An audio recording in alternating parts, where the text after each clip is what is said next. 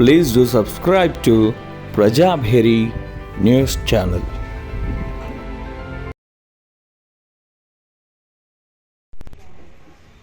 జై శ్రీరామ్. ఈ కార్యక్రమాన్ని నిర్వహిస్తున్న తిరుమల తిరుపతి దేవస్థానం వారికి, వచ్చేసినటువంటి పురోహితులకు, ఆధ్యాత్మిక కార్యక్రమాన్ని నిర్వహిస్తున్న తిరుమల తిరుపతి దేవస్థానం వారికి, చూసినటువంటి ప్రేక్షకులకు ధన్యవాదములు. వారికి ధన్యవాదములు. అలాగే అమ్మ బాపు బూడ బాలయ్య, మూడ సరోజనమ్మ గారికి ధన్యవాదములు. వారి కుటుంబ సభ్యులందరి తరఫున మా ధన్యవాదములు. తిరుపతి దేవస్థానం వారికి ఈ కార్యక్రమం నిర్వహిస్తున్న ప్రజాబేరి కార్యక్రమాన్ని నిర్వహిస్తున్నటువంటి అయోధ్య నగర్ కోదండ రామాలయం భక్త బృందం వారికి, అలాగే మా తోటి సభ్యులందరికీ, అయోధ్య నగర్ నాల్కల్ రోడ్ రామాలయం కోదండ రామాలయం వారికి, నిజామాబాద్, ప్రతి ఒక్కరికి పేరు పేరున ధన్యవాదములు.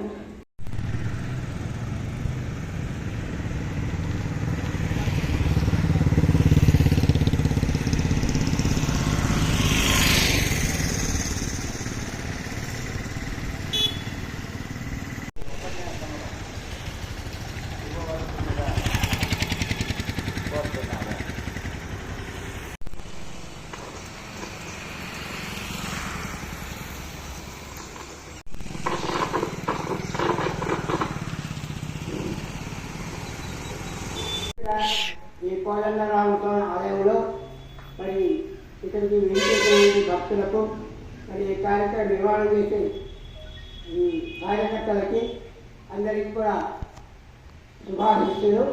ఆ వెంకటేశ్వర స్వామి అందరికీ ఆయురారోగ్య ఐశ్వర్యాలు ప్రసాదించాలని ఆ భగవంతుని కోరుతున్నాము.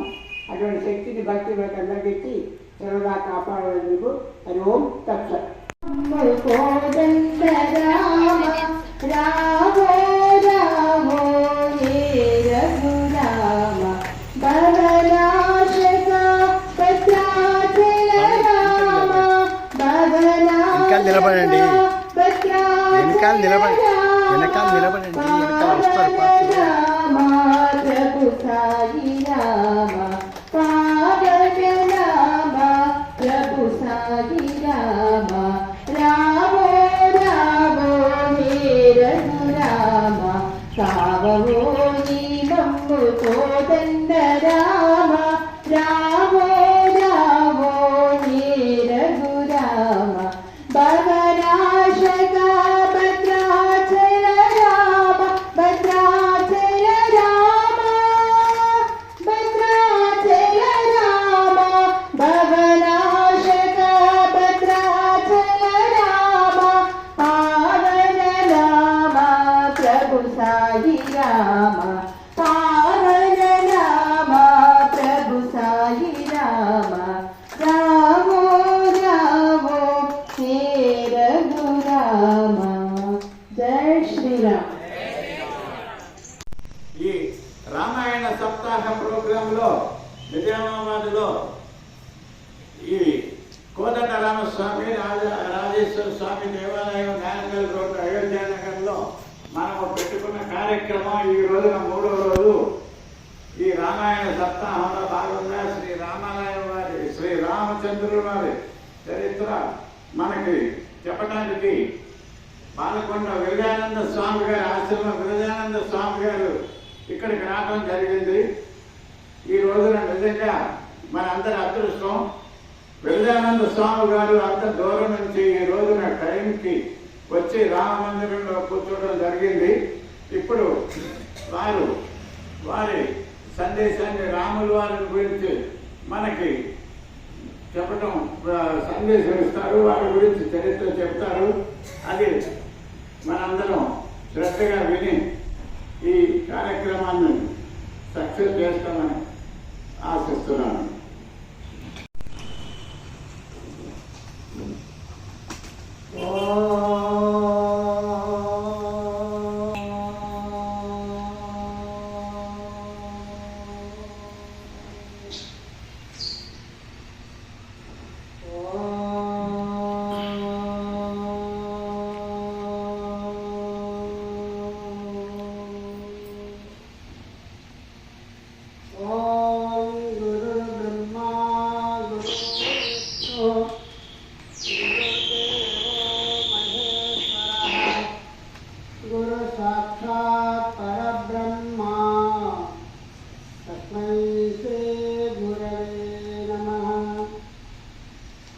दत्तात्रेयसमारम्भां रमणाचार्यमध्यमां सत्यानन्दविधिपर्यन्तां वन्दे गुरुपरम्पराम् शोणाभिनाभकरणाम्बुजयुग्मरुग्म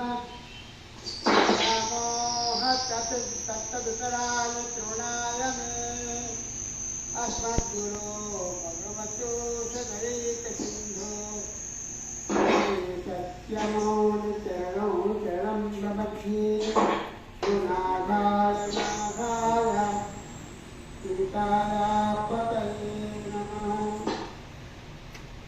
रङ्गधीरं राजीवनेत्रं रघुवंशनाथं कारुण्यरूपं करुणाकरं तं श्रीरामचन्द्रं शरणं प्रपद्ये पूजन्तं मधुरं मधुराक्षरं मारुयकविताशाखां वन्दे वाल्मीकिकोकिलं हरि ओम् निमिषाలు నమస్కారం. రామ రామ రామాయణ రే రామ రామ రామాయణ రే రాక్షస గుణములు కొమ్మన రే రామ రామ రామాయణ రే రాక్షస గుణములు కొమ్మన రే కృష్ణ కృష్ణయన రే కష్టములను కొమ్మన రే కృష్ణ కృష్ణ కృష్ణయన రే కష్టములను కొమ్మన రే శివ శివ శివ శివ శివయన రే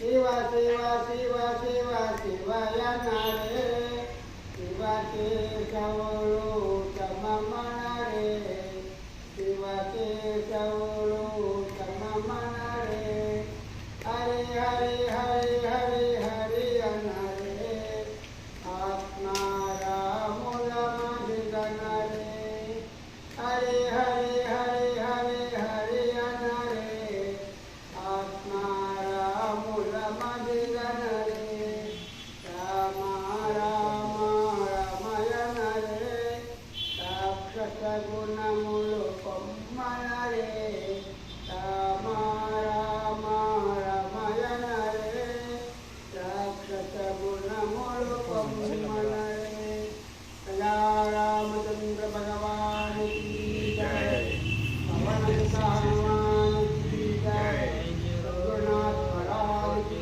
जय ఏడుకొండలవాడ వెంకటరమణ గోవింద గోవింద ఆపన్ముక్తలవాడ గోవింద గోవింద అనాథ రక్షక గోవింద గోవింద గోవింద గోవింద గోవింద గోవింద రామస్య చైతన్య మహాత్ముని ఆ రాముని చరిత్ర ఉండే సూర్య చంద్రాదులు ఎంతవరకు లోకంలో ప్రకాశిస్తుంటారో అంతవరకు రాముని చరిత్ర వస్తుందని బ్రహ్మదేవుడి యొక్క వాక్కు. కాబట్టి త్రేతాయువులు అక్షర సంవత్సరాలు త్రేతాయువుల దగ్గర చరిత్ర ఇప్పుడు కలియుగంలో కూడా మనం అనుకుంటున్నామంటే మరి ఇన్ని సంవత్సరాలు జరిగిన ఈ చరిత్ర నాశనం కాకుండా మరి ఇంకా అభివృద్ధి చేసి ఉంది. అంటే రాముడి యొక్క చరిత్ర అనేది మనకి అందరికీ ఆదర్శం. రాముడి ప్రతి మానవుడికి ఆదర్శం. సీత యొక్క జీవనం ప్రతి స్త్రీ యొక్క ఆదర్శం. అంతనే ఈరోజు సంస్కృతులు వేశారు సీతాయా చరితమ్మ. సీతమ్మ వారు చెప్తున్నారు లోకంలో వీళ్ళందరూ కూడా ఎలా ఉండాలి? సీతమ్మ వారు ఉండాలి. అంటే మనకి పెళ్ళిలో కూడా ఆ గ్రామానికి సహధర్మచారిణి. సహధర్మచారి అంటే పురుషుడు చేసే ఏ ధర్మ కార్యాలు ఉన్నాయో వాటిలో అవే సహకరిస్తుంది. సహకరించలే కాదు, నీతో కూడా ఛాయాయివ అంటే నీడలాగా నిన్ను అనుసరించి ఉంటుంది. అందుకని ఇంటికి ఇల్లాలు లక్ష్మి. ఇల్లు శుభ్రంగా ఉందంటే ఇల్లాలు ఉంటాయి. ఆ ఇల్లాలు లేని ఇల్లు అంతా కూడా ఏముంటుంది ప్రసాదంగా. మరి ఇంటికి వెళ్ళేవారు ఇల్లాలి.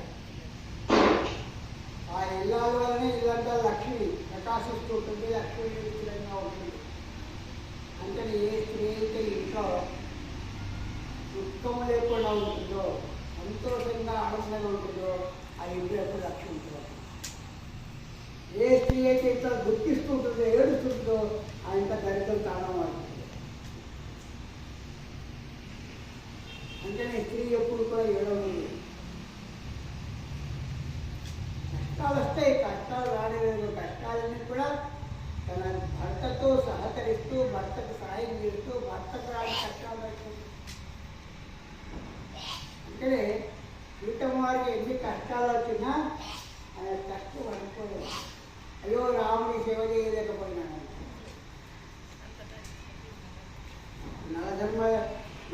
నలుడి చరిత్ర కూడా దమయంతి చరిత్ర కూడా అంటే దమయంతిని భర్త వదిలిపెట్టిపోయినా అయ్యో నన్ను వదిలిపెట్టాడే అనాలే అడగదు. అయ్యో నేను లేకపోతే ఆయన సేవ చేయడానికి లేకపోతే ఆయన ఎంత బాధపడుతున్నాడో, ఎంత కష్టం వచ్చిందో ఆయనకి నా యొక్క సేవ చేయకుండా. అంతేగాని నన్ను వదిలిపెట్టాడు అనలేదండి. కాబట్టి ఆ స్త్రీలందరూ కూడా తన క్షేమం చూసుకోకుండా భర్తనే సర్వస్వంగా భావించి భర్త కోసమే తన సర్వస్వాన్ని అర్పణ చేస్తుంటుంది ఆ స్త్రీ. అంటే సీతమ్మ వారు కూడా ఏంటి అన్ని నిలబడి మమ సీత ఇయం సీత మమ సుత సహధర్మచారి తవ అంటాడు. ఛాయాయివ ఎవరికి నీడలాగా సహకరిస్తుంది. ఇది ఎంత ఉంటుంది పతివ్రత అంటే పతియే దైవంగా భావించింది అని జరుగుతుంది. ఇంతకుముందే ఆ సీతమ్మకు రాముడి కళ్యాణం అవుతుందని తెలుసుకొని అతను అరణ్యానికి వచ్చాడని తెలుసుకొని ముందే ఆ సీతమ్మ అని అరణ్యంలో చుట్టాడు కొంతకాలం.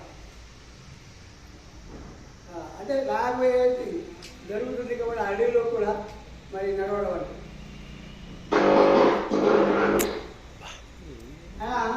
మరి అరణ్యానికి వెళ్తున్నప్పుడు మరి భర్త యొక్క రావుడు సీతమ్మతో నేను అరణ్యానికి వెళ్తున్నాను తండ్రి ఆజ్ఞ అంటే ఒప్పుకోలేదు. నేను కూడా నీకు వస్తా. ఎందుకు వస్తారా? నువ్వు నడుస్తుంటే ముందు నేను నడిచి దారితో శుభ్రం చేస్తా. ఈ నడవకు నేను సహకరిస్తాను. ఆ తేడా నాకు గర్వం. నాకు అందులో సంతోషం ఉంది. అది నన్ను వదిలిపెట్టిపోతే నాకు సంతోషం కాదు. నీతో ఉంటేనే నాకు సంతోషం ఆనందం అని ఉంటే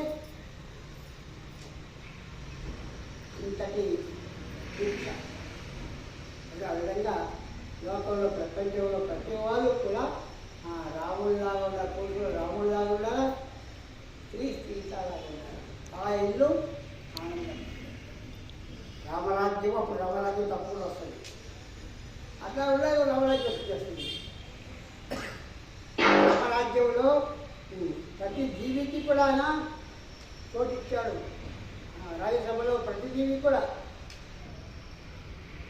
గంట ఏ జీవి వాయిస్తే గడ్డి న్యాయం కూర్చాడు. అప్పుడు రాముడు రాజ్య పరిపాలన చేస్తుంటే ఒకరోజు కుక్క వచ్చిందట. కుక్క వచ్చి గంట కొట్టినట్టండి. గంట కొడితే లక్ష్మణుడు వెళ్తే లక్ష్మణ ఎవరో గంట కొట్టిన వెళ్ళాడు. ఆయనకి ఎవరికేం బాగుందో వెళ్ళి విచారణ చేయాలి. అక్కడికి వస్తే కుక్క, మహారాజా కుక్క, కుక్కను కూడా ప్రవేశపెట్టు. కుక్క ఎందుకు కొట్టావు కంట? లేదు, నేను ప్రతి వీధికి వెళ్తుంటే ఆ బ్రాహ్మణుడు నన్ను కట్టెతో కొట్టాడు. కట్టెతో కొట్టాడంటే డబ్బది రక్తం కాడుతుంది, ఆయన శిక్షించాలి. సరే, ఆ బ్రాహ్మణుడు పిలిపించాడు. ఆ బ్రాహ్మణుడు వేరే ఎందుకు కొట్టాడు? ఈ ప్రతి ఇంటికి భిక్ష కలుగుతుంటే బాబు అంటుంది. ఏ ఇంటికి వెళ్ళి నా బాబు అంటుంటే కొట్టాను అన్నాడు. అయితే మరి కొట్టాడు, శిక్ష ఏంటి అని అక్కడ పెద్దవాళ్ళని నిర్ణయం చేసేవాళ్ళు అడిగారు. అప్పుడు కుక్క, మీరు కాదు నిర్ణయం చేసి నేనే చెప్తాను, శిక్ష నేనే నిర్ణయం చేస్తాను. ఏంటో ఏం లేదు, ఇతనికి ఒక దేవాలయం ట్రస్ట్గా చేయండి అన్నట్టు. ట్రస్ట్గా చేయాలంటే అప్పుడు ఇదే శిక్ష అమ్మా. దేవాలయం ట్రస్ట్గా చేస్తే వాడు హాయిగా బతుకుతాడు. ఈ బాగా భిక్ష వెతుకోవాల్సిన పనులు హాయిగా ఉంటాడు.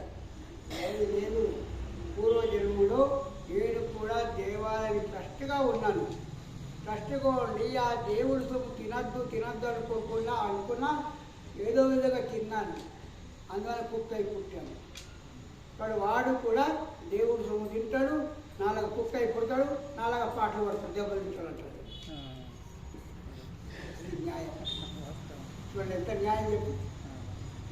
అందుకనే దైవ సొమ్ము మనం ఇప్పుడైతే బెల్లంలాగా తినేస్తున్నాం అందరం. దేవుడి తిరుపతి దేవస్థానం సొమ్ము అంతా కూడా బెల్లంలాగా తిరుపతి ప్రభుత్వం అంతా. అట్లాగా కాబట్టి దైవం యొక్క సొమ్ము దైవ కార్యాల కోసమే వినియోగించుకోవాలా, కానీ ఇతరమైన దానికి ఇతరమైన వాటికి ఎక్కించకూడదు. అదేవిధంగా రామాయణంలో రాముడు ప్రతిదానికి కూడా ధర్మం, ఆ ధర్మాన్ని చక్కగా పాటించాడు. ఆయన ధర్మాన్ని ఆచరించాడు, ఇతరుల చేత ఆచరింపజేశాడు. అందుకనే కొడుకుల్లాగా, తండ్రిలాగా, మరి అన్నదమ్ముల్లాగా, స్నేహితుల్లాగా, స్నేహితులు వాడు ఎట్లుండాలి, అన్నదమ్ముడు ఎట్లుండాలి, భర్త వాడు ఎట్లుండాలి, భార్య ఇంట్లో ఉండాలి. ఈ శిక్ష అంతా కూడా మనకి రామాయణంలో చక్కగా చెప్తుంది. అంటే రామాయణం అంటే మన జీవన విధానమే రామాయణం. మనం ఏ విధంగా నడుచుకోవాలో రామాయణం పారాయణ చేసిన రామాయణం తెలిసి నా జీవితము సులభమవుతుంది. ఇదం పాపజ్ఞం అంటారు. ఈ సమస్త పాపాలు ఇప్పుడు అన్నిటి పాపరాయితం కూడా అవుతుంది. ఆ నామస్మరణలో రామాయణ కాదు అన్నీ పోతాయి. ఒక్కసారి రామ అంటే 10 సార్లు అన్నట్టు. రాక్షము యారాలలో రెండో అక్షరం, మా అక్షరంలో పపమాలో మా అది 5వ అక్షరం, పాప బాబా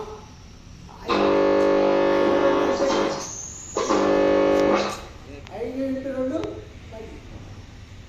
ఒక్కసారి రామ అంటే 10 సార్లు నువ్వు రామన్నట్టు.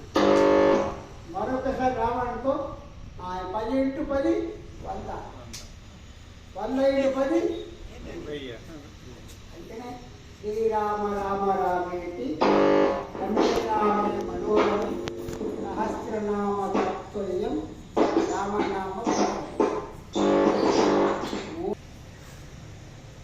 అంటేనే ఆ రాముడు అడిగాడు,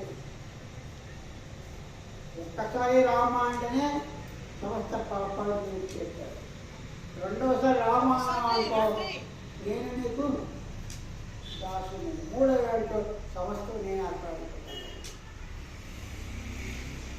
ఆ భగవంతుడు మనకు కూడా సర్వము అనుకున్నాం. పిల్లలు ఇచ్చుకోండి, మన ఇళ్ళలో మరి కుమారుడు ఉంటాడు అనుకోండి, కొడుకు. మరి ఆ కొడుకు మాట ఎవరు ఉంటారు? తల్లి ఉంటారు లేదా? ఏది కావాలన్నా ఇస్తాడు కదా. మరి అడిగిన వాళ్ళు ఎత్తి పెట్టారు. ఎందుకు పెడుతున్నావు? తండ్రి అనేవాడు తల్లి అనేది కొడుకుకు దాసు సేవకుడు. తల్లిదండ్రులు ఏ విధంగా అయితే పుత్రుడికి సర్వస్వాన్ని అర్పణ చేసుకుంటూ ఉంటాడో ఆయన భగవంతుడు కూడా భక్త ఇది సర్వోత్తం మాత్రమే. భగవంతుడు భక్తుడు అంటే మనకి శాస్త్రం చెప్పింది. స్వచ్ఛము వెంటలు గోవు బండి. ఆవు అరణ్యం వెళ్ళిందనుకో, అది కొట్టే వస్తుందా? కాదు. ఏం చేయాలి? ఆ దూరం బుద్ధి చేసుకుంటే వెంట కాయాలి. ఆ దూడ వెనకాలైతే ఆవు ఎక్కడికి వస్తుందో ఆయన భగవంతుడు అనేది పోతూ ఉంటే, భక్తుడు పోతూ ఉంటే భగవంతుడు వెనకాల వస్తుంటాడు. అందుకనే నారదమహర్షి భగవంతుడు అడిగాడు, అయ్యా నీ యొక్క నివాసం ఎక్కడ? నేను వైకుంఠంలో ఉంటావా? ఎవరైతే ఎక్కడ ఇంకొకరు మద్భక్త రాయంతి కర్తృష్టాన్ని నారద. అయ్యా నా భక్తుడు ఎక్కడ ఉంటాడో నేను అక్కడ ఉంటాను. నా నివాసం అదే, వైకుంఠాన్ని కాదు, లక్ష్మి కాదు. భక్తుడు భక్తుడు భక్తుడిని వదిలిపెట్టుకుంటాడు. భక్తుడే భక్తుడు భగవంతుడికి అవినాభావ సంబంధం. తండ్రికి కొడుకు ఇట్లా అవినాభావ సంబంధం ఉంటుందో భగవంతుడికి భక్తుడికి అవినాభావ. అంటే రాముడు తన సర్వస్వము మరి ప్రజల కోసమే తన జీవనం చేస్తాడు. ప్రజల క్షేమే తన క్షేమం, ప్రజల యొక్క ఆర్తి తన. అందుకనే సీతమ్మ వారు కూడా రాముణ్ణి సమస్తం పాలించారు. అయితే ఒక చిన్న విషయం చెప్తారు. అంటే సీతమ్మ వారు ఆ మాయలేడి ఆ జింక దుక్కి కావాలని కోరింది.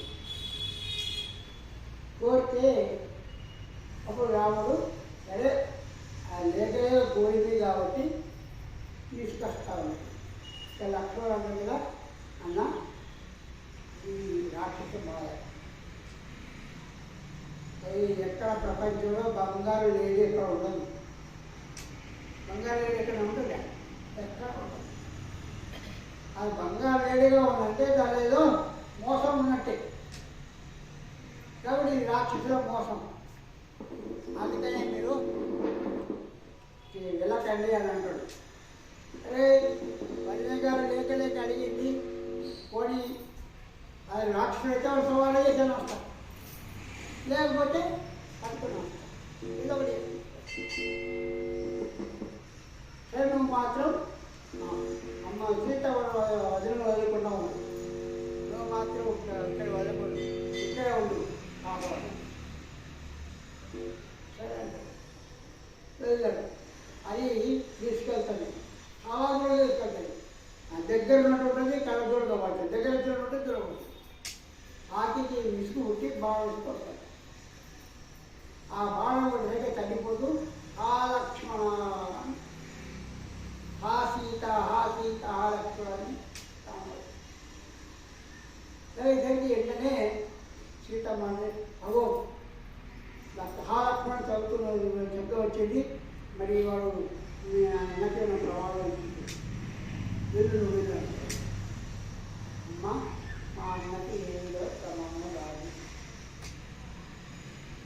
అయినా సమర్థుడు, అది రాక్షసుల మాయ, అంతే తప్ప మా అన్నకి ప్రమాదం లేదు. అప్పు అదే మాట్లాడుతుంది. నీ యొక్క మాయ నాకు తెలిసిపోయింది. ఎప్పుడైతే నీ అన్నమైపోతాడో నువ్వు నన్ను భరించాలనుకుంటున్నావా? నేను మాకు కష్టాలు తప్ప నీకు అని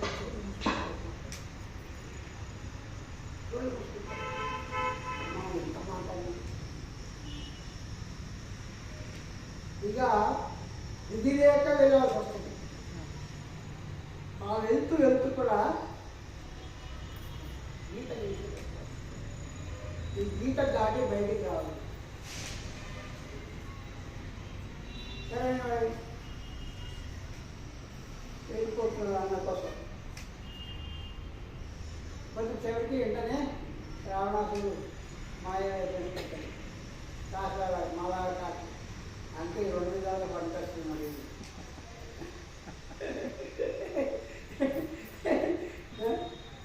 మోసం వాడు కూడా ఈడ వడ్డాలు వేస్తున్నారు. మరి ఇక దాని న్యాయం ఎక్కడో అన్యాయం ఎక్కడో ఇవన్నీ తెలియదు. మరి ఎక్కడ ధర్మంలో ఎక్కడ అధర్మంలో తెలుస్తుంది. అందుకని వడ్డాలు ఏ సాగులు వేసేస్తారు. భగవతి భిక్షాందే అంటారు అని ఆ గీత దాటి దగ్గర వెంటనే మంత్రం వచ్చేస్తుంది. మంత్రం వెనక చచ్చిపోతారు. ఇలా గీత అవతల బయట పోయి గీత లోపల బయట ఉంటారు. సీత వాళ్ళు కేవలం బయట వాళ్ళు వచ్చారు కాబట్టి పళ్ళు పొలాలను చెప్పి ఇష్టపడాలి. ఆ గీత లోపల పోతే అమ్మమ్మ గీత దాటి రావాలి. గీత దాటి రావాలంటే ఏంటంటే వాడు రాజరు పొందాల్సింది. రావణాసుడు గారు అయితే ఎత్తుని ఆయన అప్పుడు ఆ మూర్తి రూపాల నుంచి మూర్తి పడిపోతున్నారు. పడిపోయేసరికి అప్పుడు అసలు శరీరంలో స్పృహ లేదు. స్పృహ లేకుండా పడిపోవడము అలా ఈ విషయం ఆంజనేయ స్వామి అడుగుతాడు. ఎక్కడ లంకలో. అప్పుడు ఆంజనేయ స్వామి ఏమంటాడు, అమ్మ మరి నువ్వు రావాలంటే రాని తీసుకెళ్ళిపోతావు అంటే అంటుందిగా. అది మళ్ళీ అనుమానం వచ్చేసింది. రావణ నీళ్ళు పోయి కట్టాడని అంటే కదా. అయ్యా రావణుడే రావడం, రావణాసుని సమానం చేసి రావణుని తీసుకెళ్ళాలి కానీ దీంతో నేను రాలేను అంటే అప్పుడు అంటాడు. మరి ఆ రావణాసుడు తీసుకెళ్ళినప్పుడు అంటే నాకు అప్పుడు ఆ స్పృహ లేదు. నిస్పృహగా ఉన్నాను కాబట్టి నిస్వతంత్రాలు స్వతంత్రం లేదు అక్కడ. పడితే అందరికీ నాకు చూడాలి అని చెప్తే అప్పుడు తెలుసుకుంటారు. వాళ్ళు తప్పకుండా వస్తాడమ్మా, నేను తప్పకుండా తీసుకెళ్తాను. కానీ ఈ టైంలో కూడా రామ స్నానం లేకుండా లేదు. దినమంతా కూడా రామ రామ రామ. రావణాసుడు వస్తే గడ్డి పట్ల అక్కడ వేసింది తప్ప అది మొక్కపడదు లేదు. ఆ గడ్డి వేసి అంటే ఆ రావణాసుడుగా గడ్డితో సమానం. గీత జీవితాంతం కూడా రాముని మరలేకుండా ఉంటాడు. ఒకవేళ వనవాసానికి పోయి పంపించిన ఏప్రిల్ పెళ్ళి అయిన తర్వాత మరి కొడుకు గర్వంతో ఉన్నప్పుడు మరి ఉల్లని తాగేవాడు మాట్లాడతాడు. సంవత్సరం వరకు మరి సీత అదంతా వండినట్టు జాబు తెచ్చుకున్న వాళ్ళు నడిపించాడు. నేను కాదే ఇగో అది భార్యను తవలాడతాడు. అదొక 2-3 రోజులు నుంచి లేకుండా రాకపోతే ఎక్కడ పోతావా నేను రావుడు, నేను రావాలనుకోవాలి, నేను చేయబడాలి పోవాలి అంటారు. ఈ మాట ఏంటంటే చారువాకులు అంటే చక్షుడు వాళ్ళ జ్ఞానశక్తులు అంటే ఎప్పుడు చూస్తుంటారు. ఎక్కడ ఏం జరుగుతున్నారో అన్నీ చూస్తుంటారు. ఆ విషయంగా రాజు చూస్తూ ఉంటారు భక్తులు. అలా వెళ్ళి రాముడికి విషయం చెప్తే ఆ రాముడు అప్పుడు సీతమ్మ అది పెడతాడు, త్యాగం చేస్తాడు.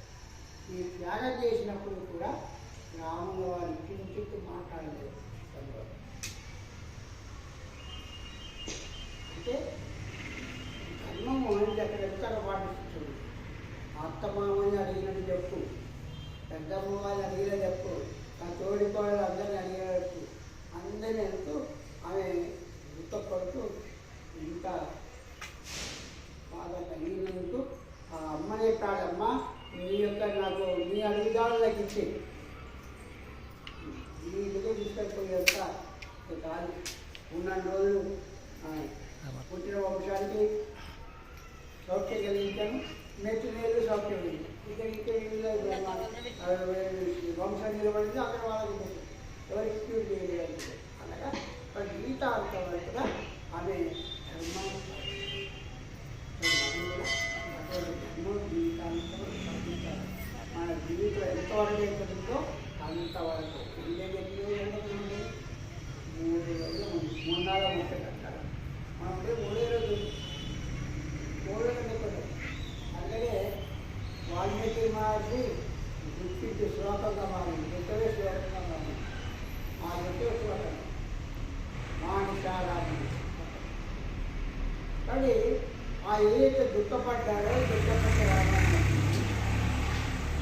శివుడు గుర్తుపడితే గీత వచ్చింది, పరీక్షమాణాలు గుర్తుపడితే భాగవతం వచ్చింది, మరి రాముడు గుర్తుపడితే యోగవాహించింది.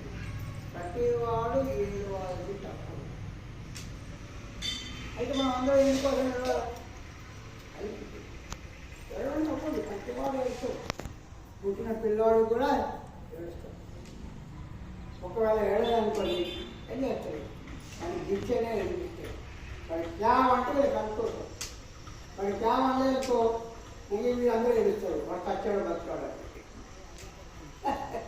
అందుకనే ఏడుకోవాలని జీవితంతో స్టార్ట్ అవుతుంది, అంతవరకు ఏడుకుంటుంది. పెద్దవాళ్ళకి ఏడిపే ఉన్న ఏడిపే, లేకుండా ఏడిపే, అన్నీ ఏడిపే. చచ్చినప్పుడు పుట్టినప్పుడు ఏడ్చినట్టు వాడు చచ్చేటప్పుడు ఆనందంగా తాగాలి. మరణము ఆనందం, ఆనందంతో ఉండదు. మరణం అనేది అది జ్ఞానభూమి. చావు అంటే శివుడు శ్మశానంలో ఉంటాడు. ఎందుకంటే శ్మశానం అంటే అది జ్ఞానం ఉంది. అందరూ చూడండి, శ్మశానం తీసుకెళ్తాడు, అందరూ మట్టి కావాలి శ్మశానంలో కూర్చోబెట్టినప్పుడు ఏమంటాడు, రేపు నాకు కూడా ఇది గట్టిగా పెట్టాలి. తాత్కాలికంగానే ఆ శ్మశాన వైరాగ్యం పురాణం కూడా విన్నంతసేపు బాగానే ఉంటుంది, విన్నంతసేపు ఉంటుంది. ఆ గేట్ దాటి మనం మర్చిపోతాడు అంతే, మానవాళి. కాబట్టి అంటే ఈ లోకంలో మనం అందరం ఎట్లా ఉండాలంటే రామచంద్రుడు లాంటి జీవితం నడుచుకోవాలి. నేను ఇంకొక చిన్న ఉపాయం చెప్తాను.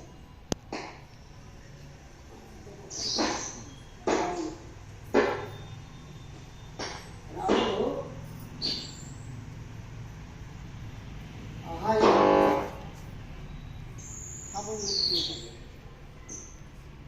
ఎప్పుడైతే ఇతనికి వనవాసాన్ని ఏర్పాటు చేశారో, ఆ వనవాసంలో వస్తూ ఉంటే నది దాటాల్సి వస్తుంది. నది దాటాలంటే ఎవరుగా పడవ అక్కడ గుహుడు ఉన్నవాడు.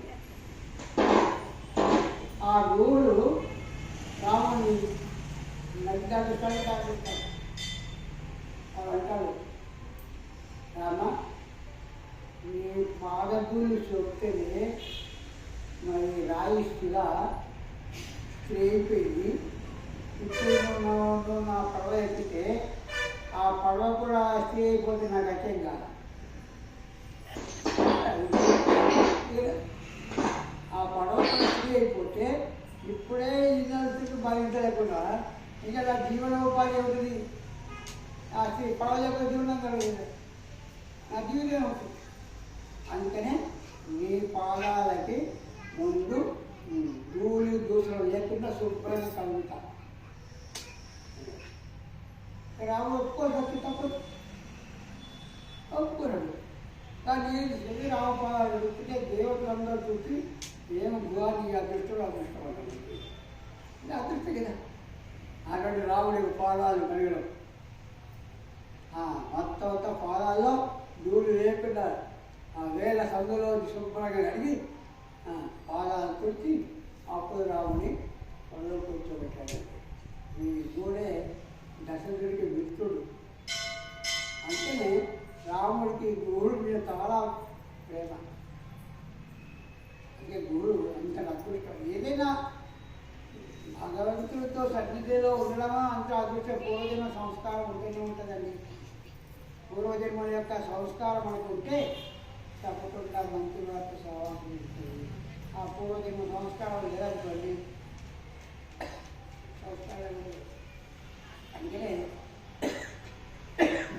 త్యజదుర్జన సంసర్గం భజ సాధు సమాగమం కురు పుణ్యం అహోరాత్రం స్మరనిత్య వనిత్యతాం అంటారు.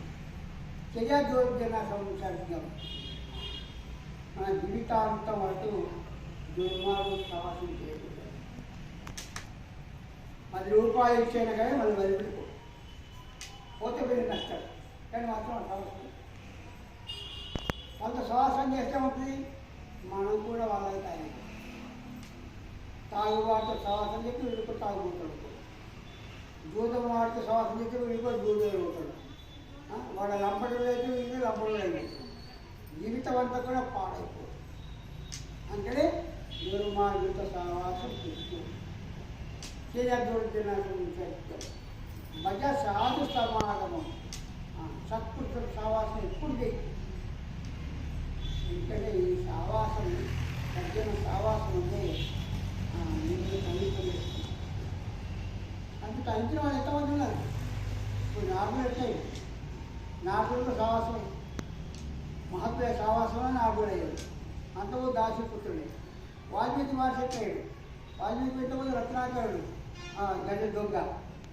ఆయన చేయని నేరాలు లేదు, చేయని పాపం లేదు, చేయని దుష్టత్వం లేదు, పంచమహాపాపాలు కూడా చేసినవాడు. అటువంటి వాడు కూడా నార్దుడి యొక్క సహవాసం చేత వాల్మీకి మహర్షిగా మాట్లాడు. కాబట్టి ఇలా మనకి ఎంతమంది చూస్తున్నారో, మహాత్ములు ఎంతమంది చూస్తున్నారో వాళ్ళందరూ కూడా సత్పురుషుల యొక్క సాంగత్యం చేయడమే తరించారు తప్ప మరొక విధంగా కాదు. అందరూ కూడా ప్రహ్లాదుడు కూడా నారదుడి సహవాసమే, వాల్మీకి కూడా నారదుడి సహవాసమే, వ్యాసుడు కూడా నారదుడి సహవాసమే. ఇట్లా ప్రతివాడు కూడా తరించారంటే సజ్జన సాంగం. అదంటే సజ్జన సంగే సంప్రాప్తే సమస్త నియమై అలం తాళవృంతేన కిం కార్యం లబ్ధే మలయమారుతుంది. హాయిగా 6 బయట కూర్చుంటే చల్లటి గాలి వీస్తూ ఉంటే ఎవరైనా విసరకట్టు విసుకుంటాడా? విసరకట్ట అవసరం లేదుగా, మంచి చల్లటి గాలి వేస్తుంది బ్రహ్మాండం. ఎట్లయితే అంటే అంత విసరకట్ట అయితే అవసరం లేదు. మహాత్ములకు సాంగత్యం వాళ్ళు ఉంటే ఏ నియమం అవసరం లేదు, అన్ని నియమాలు అందుకుంటాల్సిందే. అన్ని నియమాలన్నీ కూడా అందులో నిమిడిపోతుంది సత్పురుషుల సాంగత్యం. అయ్యో మహాత్ములు వచ్చారు కదా అని చెప్పి నేను తప్ప చేసుకుంటుంటే నేను తప్ప చేసుకుంటాను లేవాలంటే ఆయన అంటే అంటే లేవాలనుకోకు, అది నీకు నిర్దోషం వస్తుంది. అంటే మహాత్ములు వచ్చాడో నేను ఇంత చేసుకోండి, నీ తప్ప గొప్ప, ఆయన దర్శనం గొప్ప. అందుకని ఆ విధంగా సంతోషాన్ని అంటే భజ సాధు సమాగం, సత్పురుషుల సాంగత్యం అనేది నేను తరింపజేసింది, ఇది కృతార్థులు చేసింది.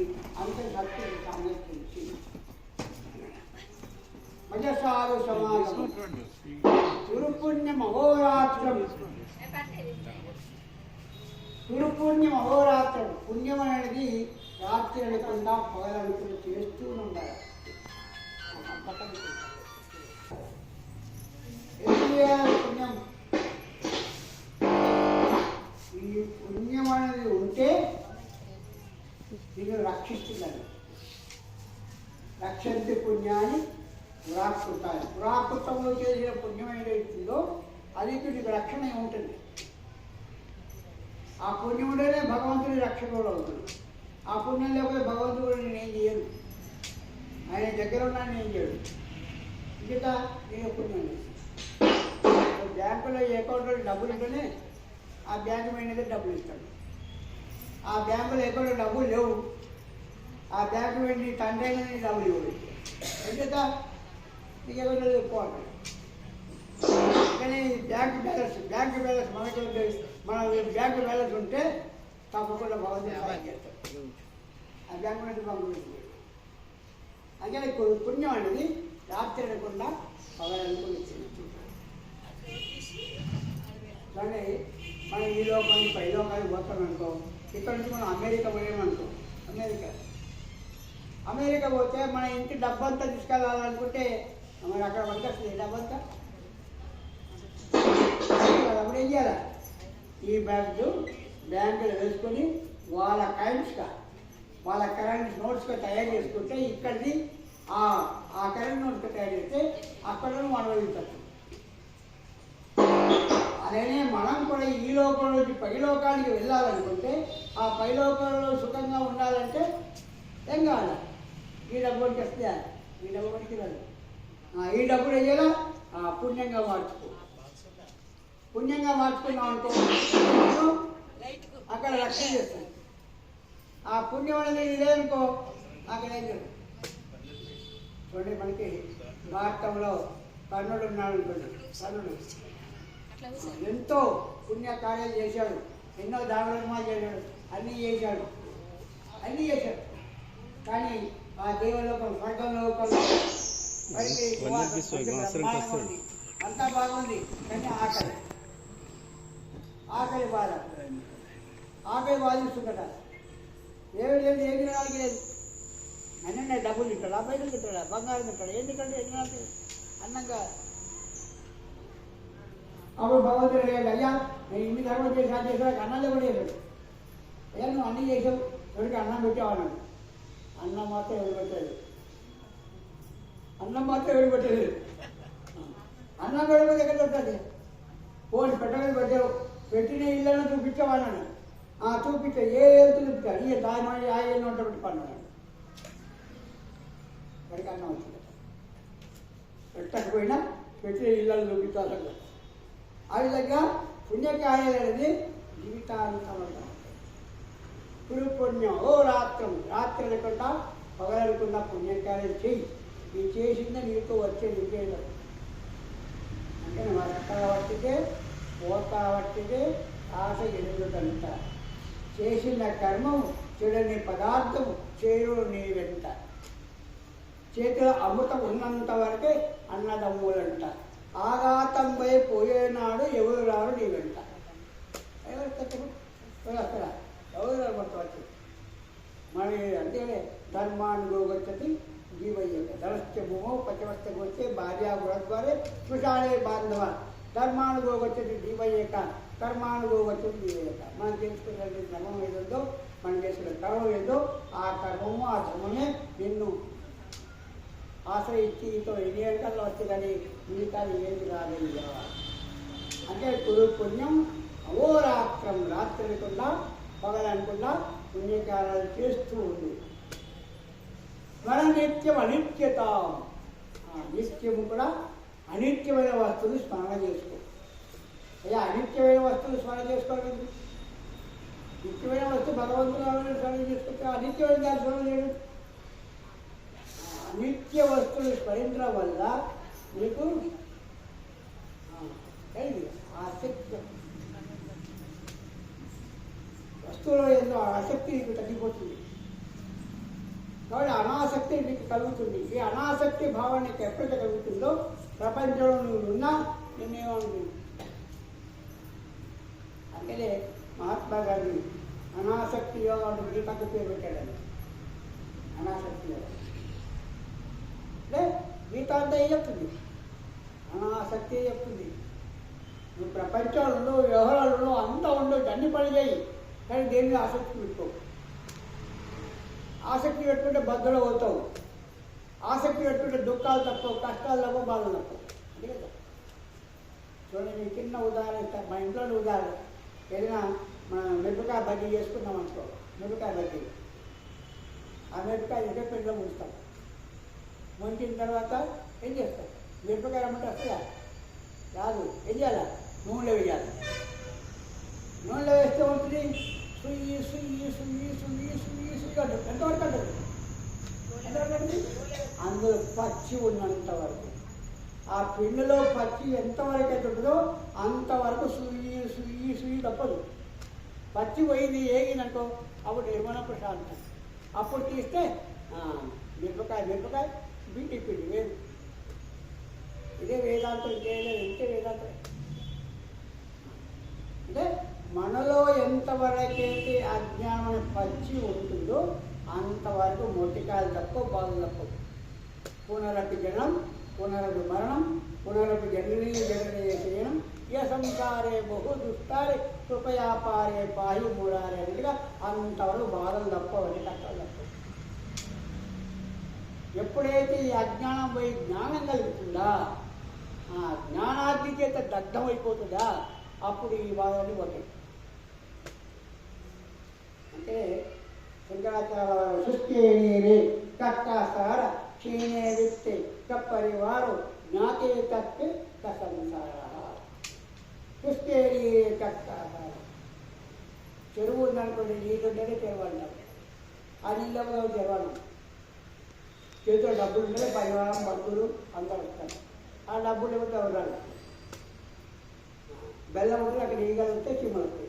ఆ బెల్లం లేకపోతే ఈగలా చీమలు. సుత్తే నీరే కక్కాసార క్షీణే మిత్తే కప్పరివారు నాకే తత్వే సంసార. తెలిస్తే అంతా ఉట్టింది, తెలియకపోతే అంత గట్టిది. అదే తెలిస్తే అంత ఉట్టింది. ఇప్పుడు పడుకున్నాము, నిజాచింది కళ వచ్చింది, మరి ఆ కళ నిజమా అబద్ధమా?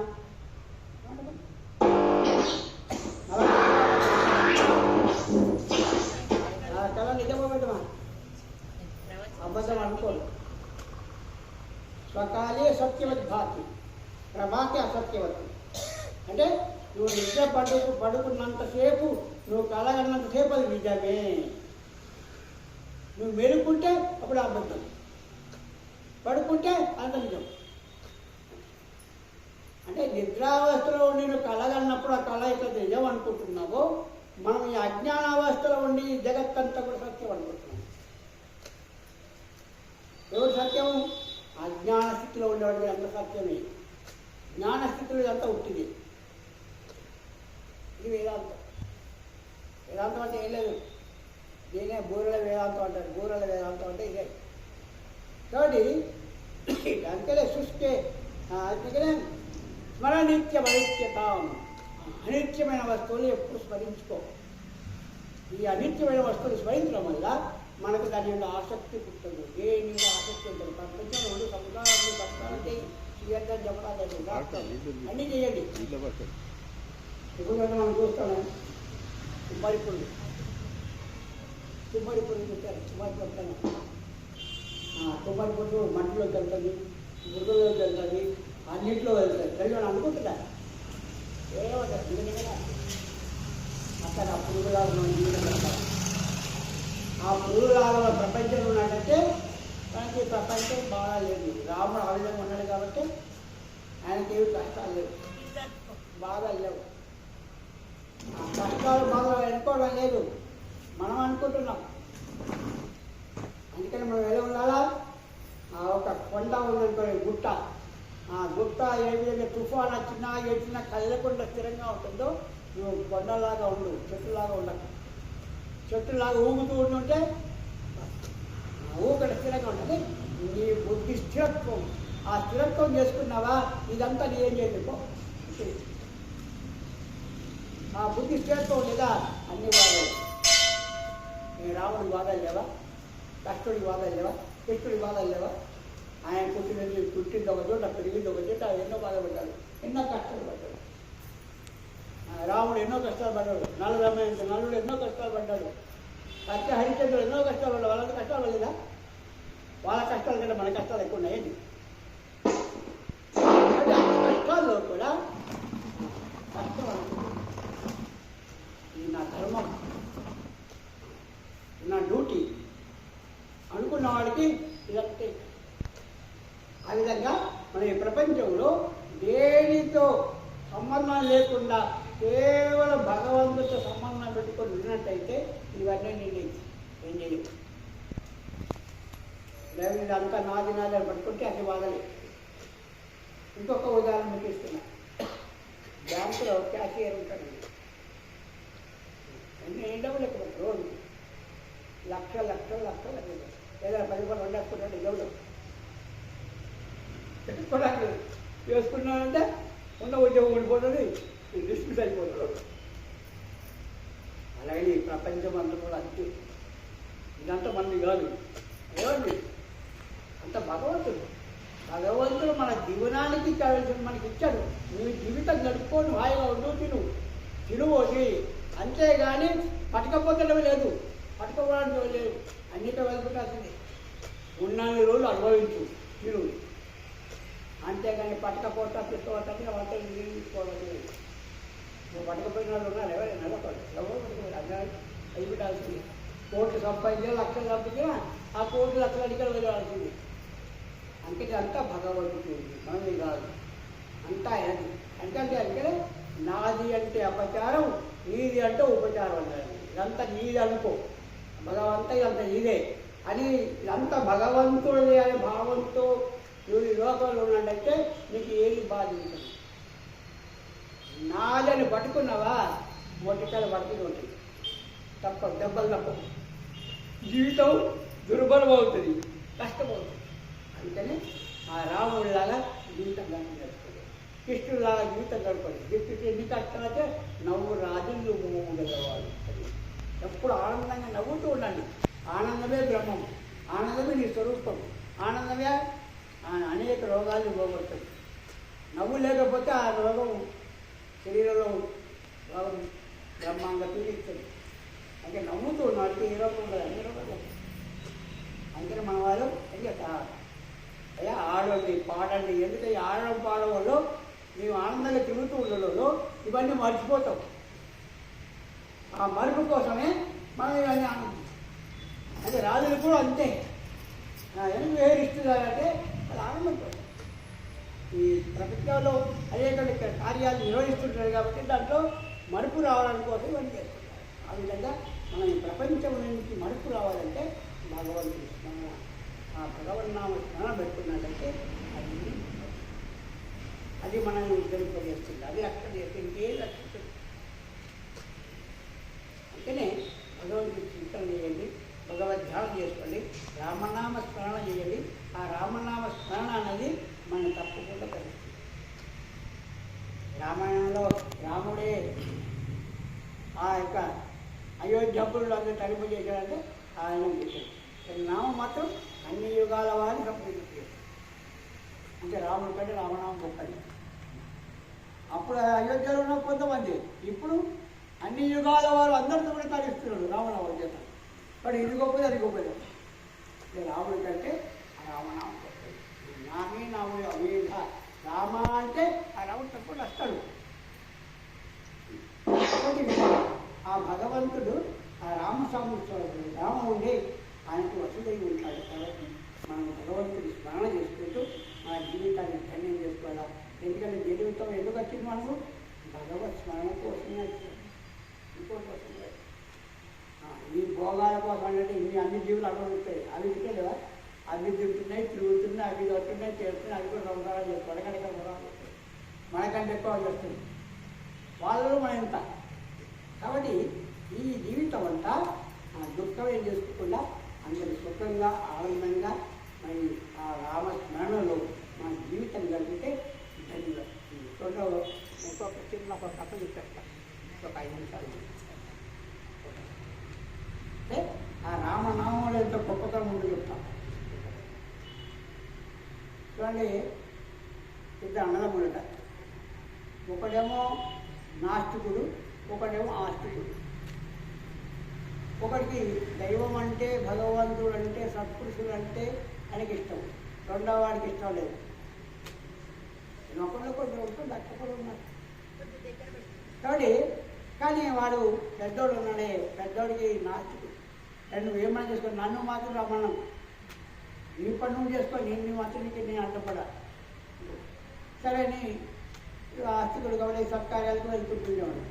ఇట్లనే ఒకసారి రామాయణకు ఒక మానవుడు వచ్చాడట. మానవాడితో నేను సత్సంగం చేసుకుంటుంటే ఆ వాడు అయ్యా మా ఇంట్లో మా అన్న ఉన్నాడే, ఆయన ఆస్తికుడే, ఎవరిని ఇటువంటి సత్కార్యాలు నాకు ఇష్టం లేదు అని చెప్తాడు. అయినా మీరు మా ఇంటికి భోజనానికి వెళ్ళని వచ్చాడు సాధువు గారు. సరే అయినా వస్తా ఉన్నాడు. మర్నాడు వెళ్ళాడు. ఆయన ఇంటికి వెళ్ళి చెప్తే తను అన్నదే అన్న ఇక సాధు గారి విషయం విషయం రమ్మన్నాను, వస్తాడు అని ఉంటాడు. నేను మిద్దులో ఉంటాను, నన్ను మాత్రం ఇప్పుడు ఆ సాధు గారు భోజనం చేసిన తర్వాత పోయిన తర్వాత అప్పుడు మీరు నా తర్వాత అంటారు. వాళ్ళు మిద్దులో వేరు. ఈ సాధువు గారు అయితే భోజనం చేసిన తర్వాత మీ అన్నగారు ఎక్కడ ఉన్నాడు? అయ్యా నేను రాడంటే పైన ఉన్నాడు, రమ్మని చెప్పాను. చెప్పినా రాడు. రాకపోతే వాళ్ళ పోదాం పద. ఆయన సాధువు గారిని కొని పైకి ఎక్కాడు. ఆ రూమ్లో అన్నగారు పడుకున్నాడు. పోయిన రామన్నాడు. అన్నాడు. అనకపోతే వెంటనే ఆ గుండెలో కూర్చొని రామంటావు నా చంపుతాడన్నాడు. ఆ బొడ్డు కాబట్టి గట్టి పట్టుకొని రామంటావా లేకపోతే చంపేదాన్ని. అప్పుడు ఇక బాగా తప్ప రామ అన్నాడు. ఒక్కసారి రామ అనేసరికి దిగాడు, వెళ్ళిపోయాడు. 2 రోజులు అయిన తర్వాత ఈయన చనిపోయాడు. అన్న చనిపోయిన తర్వాత మరి వీడికి ఊరు అన్నీ తీసుకెళ్ళాడు, ఎవరో కాడికి వెళ్ళాడు. అరే వీడి జీవితంలో ఏమైనా మంచి పని చేశాడు చూడండి నా లిస్టు అన్నాడు. అయ్యా ఏమి మంచి పని చేయలేదు, కానీ ఒక్కసారి రామ అన్నాడు. ఇంకేమలేదు, ఒక్కసారి పడితే రామ అన్నాడు. మరి ఒక్కసారి రామ అంటే ఏం పలుకవురా, నాకు తెలియదు. మరి నీకు తెలియదు, నాకు మనం గుర్తించిన బ్రహ్మదేవుడిగా, బ్రహ్మదేవుడి వాడు మన ప్రభు ఇంద్రుడు. ఆ ఇంద్రుడి దగ్గర వాళ్ళు ఆ ఇంద్రుడి దగ్గర పోయి అవి జీవుని తీసుకొని పోయారు. ఒకరి తీసుకోకూడదు కదమ్మా, ఒకరు తీసుకొచ్చి అయ్యమ్మ ధర్మరాజు ఈ జీవుని తీసుకొని భుజం మీద ఎక్కువ పెట్టుకొని తీసుకెళ్ళాడు. ఇంద్రుడి దగ్గర వెళ్తే ఇంద్రుడు ఆశ్చర్యంగా ఉంది. ఏమయ్యా జీవుని ఎత్తుకొని ఏం చేయమంటాయా, వాడి జీవితంలో ఒక్కసారి రామ అన్నాడు. వాడికి ఏం ఫలితం వల్ల వాళ్ళకి తెలుస్తలేదు.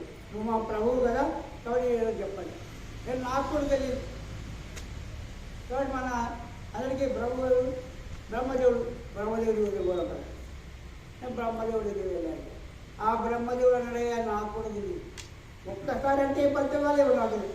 2-3 సార్లు అంటే ఒక్కసారి అన్నాడు అంటే ఏమిస్తారు. సరే ఇంతని ఓ పల్లకి కట్టాడు, పల్లకి ఆయన కూర్చోబెట్టాడు, ఇది 3 వస్తున్నారు. కైలాసం వెళ్ళాడు. కైలాసం శివుడికి ఇష్టం కదా, రామనామం చేస్తాడు కాబట్టి ఆ రామనామం చేసి కైలాసం వెళ్ళి ఆయా కృష్ణుడితో శంకరుడితో అంటే శంకర మరి వీళ్ళు జీవితంలో ఒకసారి రామనామం చేశాడు. ఆయన మన అందరికీ విష్ణు ప్రభు కదా ఆయన చెప్పగలుగుతా అని నలుగురు అక్కడ ఇద్దరు ఇక్కడ నలుగురు వచ్చి ఆ పల్లెకి పోసుకొని వైకుంఠానికి వెళ్తే ఆ విష్ణుమూర్తి పక్కన నమ్మారు. ఏంటయ్యా ఇంతమంది వస్తున్నాను, ఏం చేయమంటారు మా ప్రభు, ఈయన ఒక్కసారి రావలేదు. ఏమిటి ఒక్కసారి రావలేదు, 4 సభకు వెళ్ళాడు, స్వర్గానికి వెళ్ళాడు, బ్రహ్మలోకానికి వెళ్ళాడు, కైలాసానికి వెళ్ళాడు, వైకుంఠానికి వెళ్ళాడు. ఇంకేం కాదు ఫలితం, ఇంతకంటే ఫలితం ఏమిటి, ఇంతకంటే ఫలితం ఏమిటి అన్నాడండి. అలాగా ఆ ఒక్కసారి రామ అంటేనే మనకి అన్ని లోకాలు సంప్రభు వచ్చినప్పుడు మన జీవితాలతో రామనామం చేస్తే మన జీవితం తగిస్తుందో. కాబట్టి ఆ విధంగా ఆ రామనామ స్మరణ చేస్తా మన జీవితాలను కలిగి చేసుకొని ఆ రాముని సీతమ్మని ఆదర్శలు పెట్టుకొని మన జీవనాన్ని గడిపినట్లయితే ఆ వెంకటేశ్వర వాళ్ళకి అందరికీ సుఖ శాంతి అయ్యో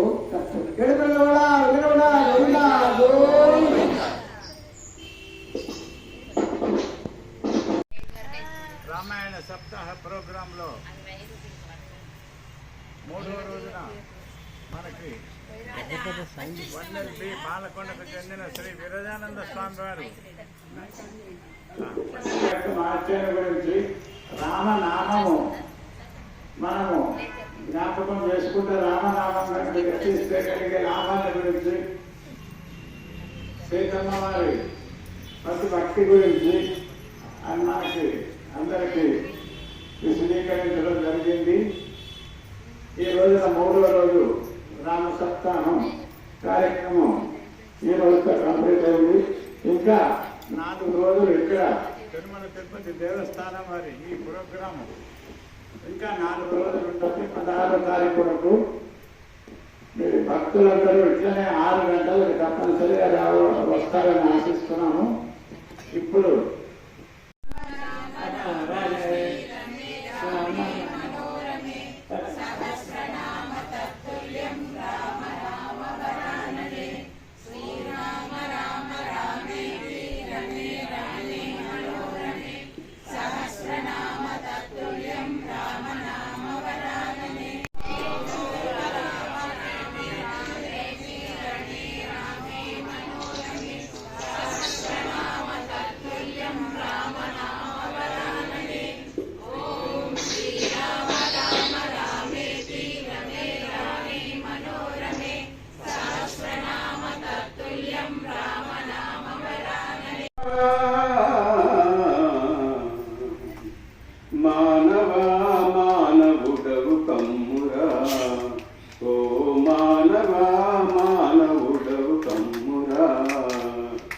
మంచి చెడు తెలుసుకొని మంచిని గ్రహించుకొని, మంచి చెడు తెలుసుకొని మంచిని గ్రహించుకొని మారాలి మారాలి నీవు మనిషివిగా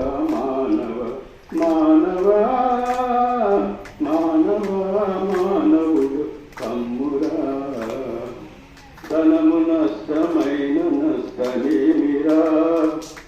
ఇతనము మళ్ళీ సంపాదించేవురా. ఆరోగ్యము నష్టమైన కొంత నష్టమే కాని చరిత్రయే నష్టమైన నీ జీవితమే నిష్ఫలమురా. మానవా మానవ మానవుడవు కమ్మురా. అసంఖ్యాక జన్మమున్నాయిరా, అందు అత్యుత్తమ జన్మము నర జన్మరా. నిత్య శ్రేష్టమైన ఈశుడు నీ కొసగిను దేని విలువ గుర్తించుమురా. నీలోని పరం జ్యోతి మెరుగరా. మానవా మానవుడు కమ్మురా. ఓ మానవా మానవుడు కమ్మురా. జై శ్రీరామ్. నేను బస్ స్టాండ్ పిలిచానా అన్ని వెళ్తారు కదా బస్ స్టాండ్ వాళ్ళు అసలు తీసుకోవాలి. నేను అట్లా వెళ్తున్నా కాబట్టి ఏం కాదులే. ఏం కదా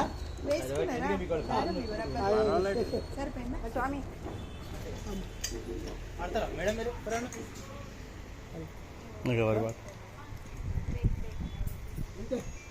ఇంకేమన్నా సార్